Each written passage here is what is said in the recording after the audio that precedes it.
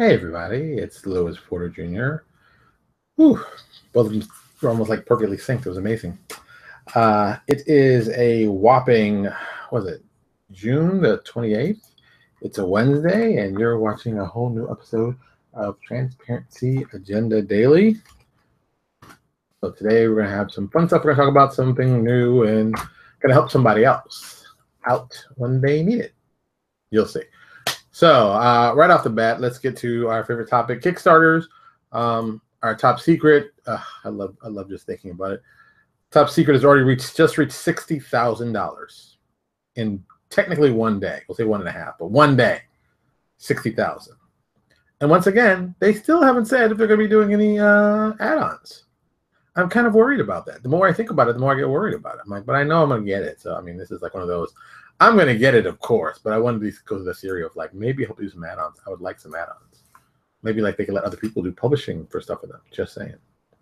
Pathfinder Kingmaker is at 557,000.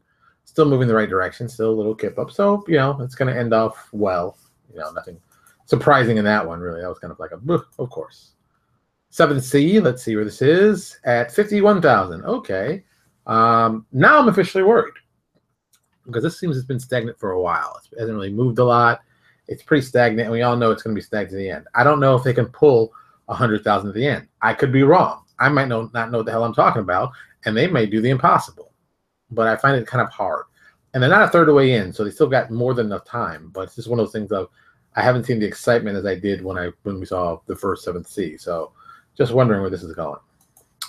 And finally, for our Kickstarters today, we've got the new Path Compendiums for Pathfinder RPG from our buddies over at Cobalt Press. This came out today. It was just like, bam, came out of nowhere. And I was like, huh, what? They're doing a Kickstarter? What? So, yes, so they're doing Kickstarter. They're looking for $11,000. Of course, I put in, does it? Yep, that wasn't even a question. It looks nice. It looks impressive. There's a retail level. If you all want to know, there was a level for retailers.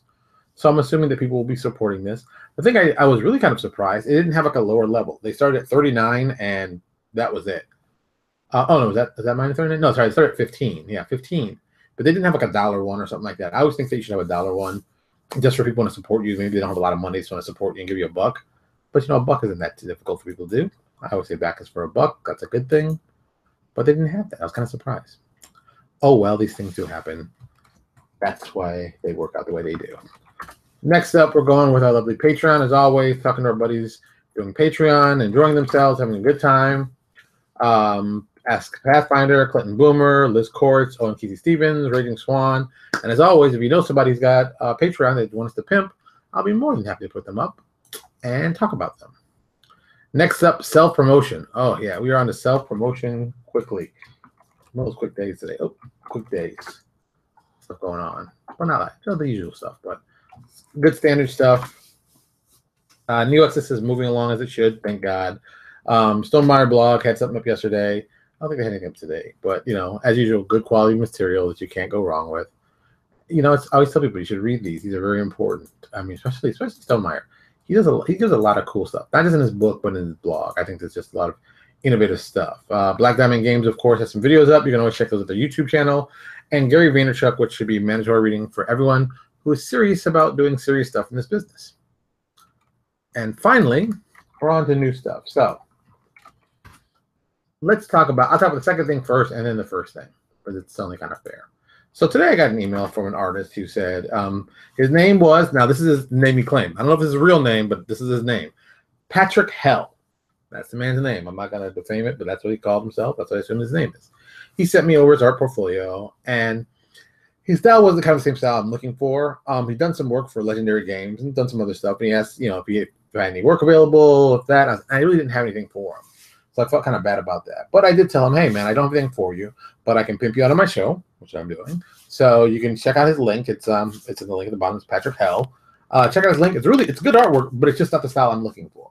So I'm thinking that a lot of people will find his stuff very useful and very qualified. Like I said, not bad artwork, just not my style of artwork, which is, always the worst, because you want to help as many people as you can.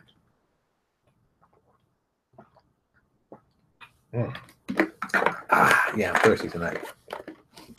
So with that, we can talk about Citadel retail stores. Yeah, I've been working on that. We added another store today. I haven't put it up yet. But it's you know, this is going consistently the way I want it to go.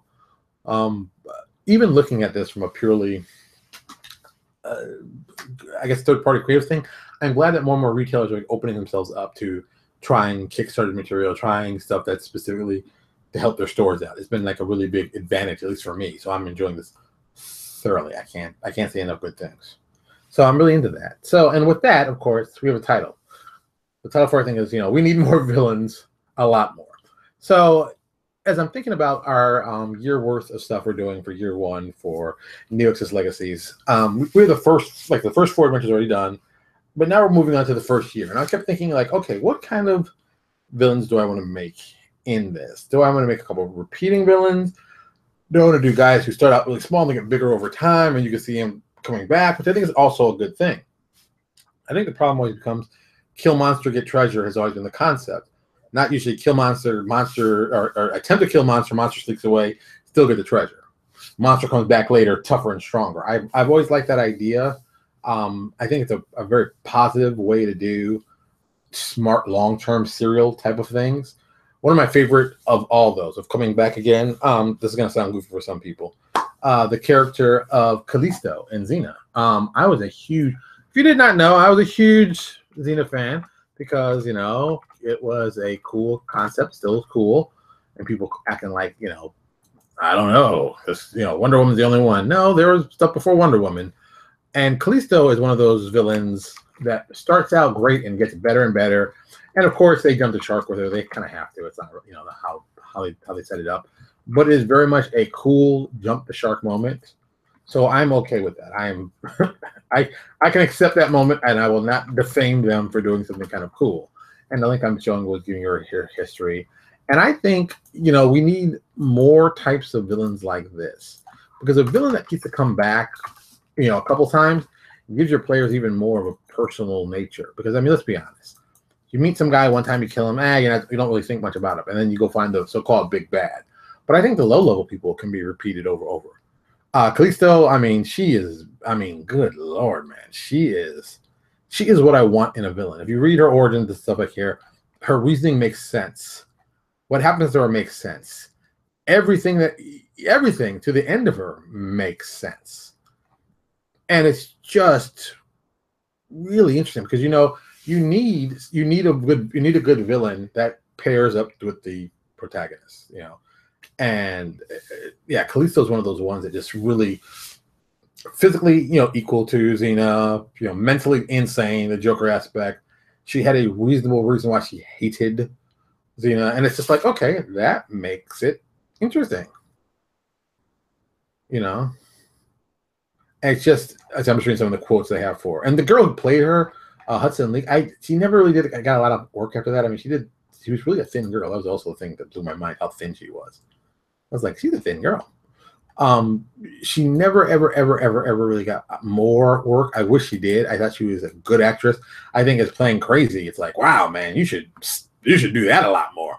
Because she was good at Crazy. I mean, it was like, disturbing level of crazy.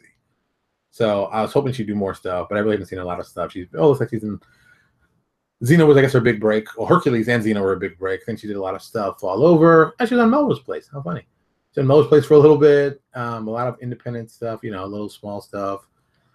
Oh, she's on Law and Order. That's funny. Law and Order LA. Law and Order LA. Oh, that's right. There was a short one that ran for a little bit.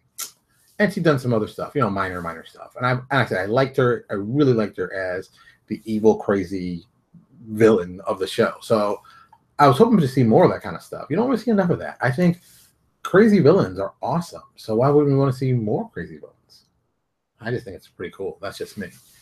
But, you know, that's what I'm thinking. And so for myself, I dug into some good classic Marvel villains that I thought would work really well. Because everybody knows, you know, we get our inspiration from some of our cool stuff from Marvel and DC and just some cool groups and where they make sense. So I found a couple of villains I'm going to be doing. And I'll just say this. I kept saying, oh, I want to combine like classes that you don't normally see together to do cool stuff. And, you know, I want to do something really interesting. I mean, theme-wise. So I came up with, and I blame this. I'm going to blame this on Jeff Lee. I blame this on Jeff Lee. A combination of doing a time thief plus a machine smith. And I'm like, there's lots of cool ideas we can go there. And so I know visually what I kind of wanted. I've already pitched the artist on what I want to do. I'm going to probably get the art back before you even start writing it up. But the idea and the concept's in our head, and I think it's going to be great. This is one of the ones I'm hoping to repeat several times in the adventures for year one. I'm probably going to do like 3 main villains that keep popping up. And of course, the big story. But these villains will keep popping up. You'll see them over and over. You'll run into them. Because I think it's important that you know, the people, finding one person one time and killing them isn't really impressive. But finding them over and over, and each time they keep damaging and nicking you, and I think that's the cool part. I think that's got a really cool feel to it. So that's something that we're going to be working on. Well, I got to start writing an outline. Oh, that's another thing else. I got to start writing an outline. I'm going to build the outline for year one, like I said, the 10 adventures, and for the 4 side adventures, and then for the 4 one-shots. And I keep debating about doing something really weird with the one-shots. I'm thinking about asking third-party guys to, you know, hey, can we write an adventure that they bypass into your world for some odd reason? Because we have lots of portals. I mean, Nexus Gateway gets you travel anywhere, so you could travel from world to world. So maybe we'll do that. Maybe we'll invite like 3 or 4 the third-party guys you really like, do some adventures, maybe a little bit on their world, a little bit on New Exodus, see how it's connected, and just make it that feel. So if you support, you know, support the Kickstarter, certain races from other people's third-party stuff are playable in New Exodus. So it's a possibility. I got to see where it goes. I'm not 110% on it, but I at least know where I'm going with it, and I have a confirmed idea. So it should be good. All right. So that's it. Like I said, so it's a busy night tonight. I got some more work to do. I'm going to shut it off really early. I want to thank everybody for stopping by. I really appreciate that. As usual, you know, if you can subscribe, you can also subscribe to YouTube here, or you can go through Facebook right here. You can set up. And as always, you know, I can tell people, you know, say hello to your mom and dad, give them a hug and kiss, tell them that you love them. Your kids, go give them a hug and kiss, tell them they're amazing, tell them that you love them, they can do anything, because kids need that. All right, I'm getting out of here. I'm going to go do my work, and I will talk to you all tomorrow. Have a good night.